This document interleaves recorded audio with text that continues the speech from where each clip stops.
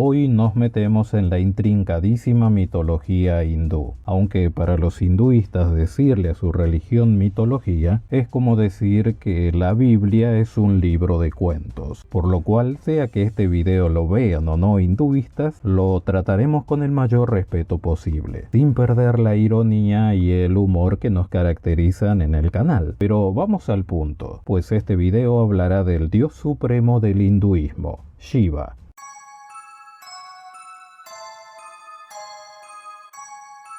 Es cierto que según la rama del hinduismo que tomemos, de eso dependerá qué Dios consideran el supremo. Sin embargo, para evitar las enrevesadas versiones de cada uno de los 330 millones de avatares y personalidades que tiene el Dios supremo hindú, sencillamente vamos a simplificar yendo por lo más llano de la historia del dios Shiva. Shiva es el dios principal y creador de todo según el hinduismo, pero lo llamativo es que se dice que forma parte de una trinidad o trimurti con otros dos dioses, en la que él representa el papel de Dios que destruye y renueva el universo, junto con Brahma, el dios creador, y completando la alineación está el dios Vishnu, el dios conservador. Y aquí hacemos dos consideraciones importantes. En primer lugar, vemos presente en esta religión una vez más la creencia en las trinidades, como suele pasar en las mitologías orientales, como por ejemplo la egipcia. Sin embargo,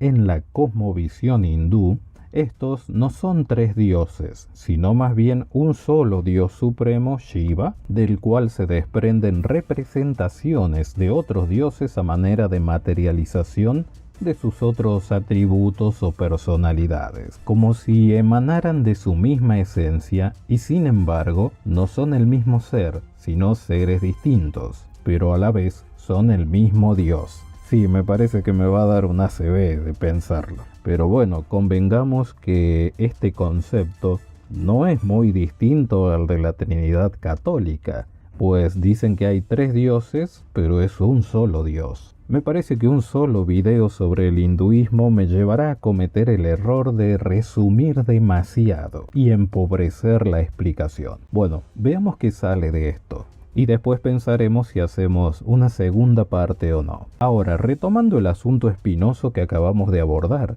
dijimos que haríamos dos consideraciones. La primera ya está hecha, que es la similitud de la creencia trinitaria del hinduismo con el catolicismo, así como también con otras mitologías sumerias. La otra consideración que les planteo es el hecho de que en esta versión que elegí relatarles sobre este Dios supremo, hay algo muy interesante, porque piensen en esto. Este Dios Shiva es el Dios de la destrucción y luego de la renovación. Algo que parece mostrar el concepto subyacente de que todo lo que existe proviene desde el caos, pues este Dios primero es destructor, pero con la intención de renovar ese universo destruido por él mismo. ¿No les suena familiar este concepto? Bueno, a mí esta idea de creación a partir de destrucción me suena un poco a la famosa teoría del Big Bang, donde todo el complejo orden actual del universo fue originado por una destrucción o por una gran explosión.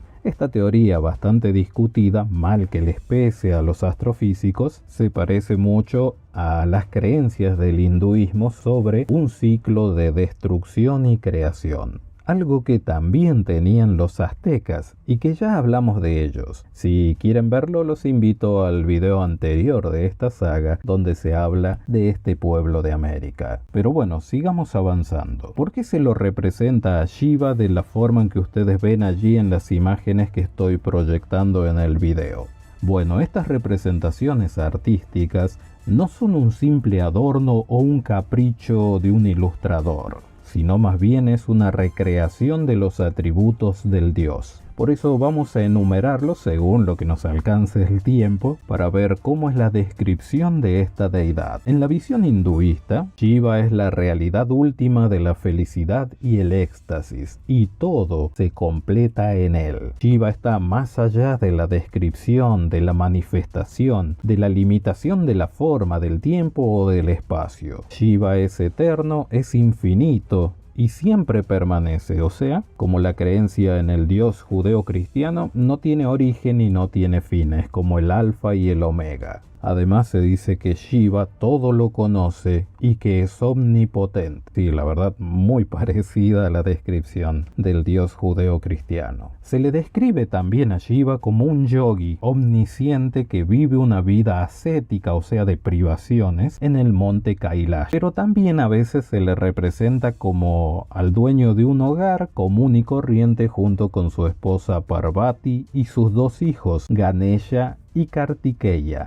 Ganesha les debe parecer conocido porque es ese muchacho regordete con cabeza de elefante todo blanco. Sin embargo, así como tenemos el lado bueno de Shiva, también tenemos el lado malo. ¿Por qué? Porque toma algunas formas o figuras que son de temer, que son de dar miedo, dan terror de hecho. Sin embargo, la mayoría de las veces se lo figura como sumergido en una meditación profunda. Los hinduistas creen que cuando el materialismo y las construcciones mentales del hombre asfixian sus percepciones más sutiles, o sea, su parte espiritual, Shiva nos puede enseñar las tres fuentes del conocimiento y de la realización. Aquí es donde entra la disciplina tan extendida por todo el mundo como es el yoga, el cual quizás muchos de nosotros hayamos practicado como una disciplina física. Sin embargo, no podemos pasar por alto que estas posiciones y la mecánica de elevar la meditación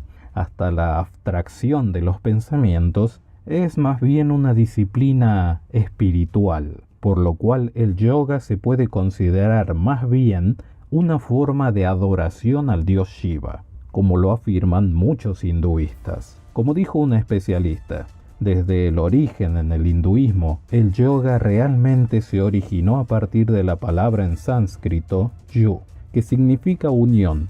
Esa unión supuestamente debe suceder, dijo él, entre un individuo o su alma con Paramatman, o el ser cósmico. A este dios también se lo representa con 3 ojos en medio de su frente, lo cual parece significar que Shiva está denotando principalmente su capacidad de estar inmerso en el plano espiritual y su realización como el primer yogi. Además, los 3 ojos quizás también representen las 3 divisiones del tiempo, el pasado, el presente y el futuro. Además, podrán observar que en algunas representaciones su piel es de color azul grisáceo, cubierta de cenizas. Ahora el porqué de este aspecto se los relato a continuación porque es muy interesante, el mito sobre por qué tiene ese color de piel Shiva. Se cuenta que al principio de los tiempos, los Deva o dioses y los Asura o demonios eran todos mortales y luchaban entre ellos por el dominio del mundo.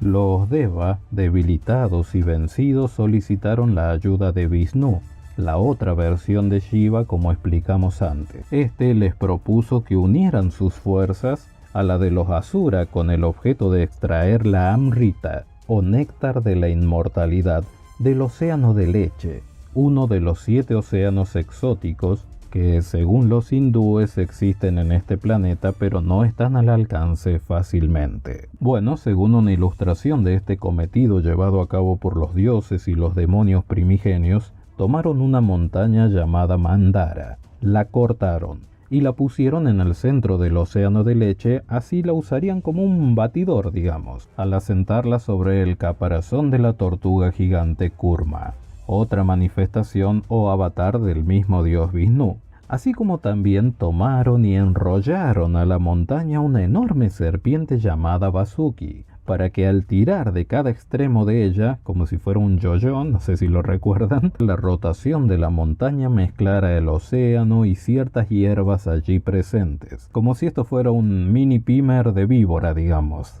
Así el batido aquel les permitiría conseguir el elixir de la eternidad. Pero como pasa en todo ámbito de la vida, los planes suelen fallar, y estos dioses hindúes no escaparon a esa realidad. Pues en el primer intento de aquel batido se produjo una sustancia venenosa muy peligrosa, que de liberarse arrasaría con la vida en el entero universo. Esta sustancia llamada Kalakuta o Hala Hala era un veneno virulento que debía ser detenido. Entonces se cuenta que el dios Shiva decidió salvar a todo ser vivo y se bebió toda aquella sustancia. Sin embargo, en el apuro de darse un traguito se le escaparon unas gotas, las cuales al caer en tierra fueron absorbidas por las serpientes y los escorpiones. De allí que estos bichitos sean ponzoñosos. Pero en el caso de Shiva, el veneno, aun cuando no lo mató, le dio ese característico color azul en su piel. Todo esto fue para salvarnos, por lo cual gracias amigo Shiva. Pero para que tengan en cuenta, esta no fue la única vez que no lograron el elixir de la inmortalidad tras miles de intentos. Sin embargo, de cada ocasión salieron criaturas maravillosas, dioses y demás. Pero la descripción de la fisonomía de este dios, con múltiples personalidades, solo está comenzando. Pero lamentablemente el video ya casi está terminándose y supongo que tendré que hacer una segunda parte. Así que hasta aquí llegamos con el video de hoy. Les agradezco a todos por los comentarios y como siempre digo, suscríbanse, den like y activen la campana. Sin más que decir por ahora, me despido hasta el próximo video y muchas gracias.